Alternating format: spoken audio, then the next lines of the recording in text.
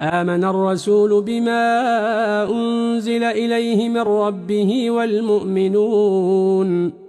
كل آمن بالله وملائكته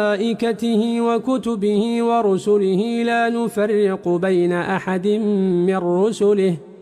وقالوا سمعنا وأطعنا غفرانك ربنا وإليك المصير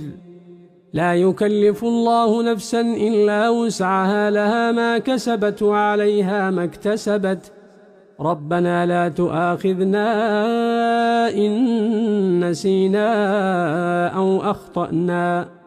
ربنا ولا تحمل علينا إصرا كما حملته على الذين من قبلنا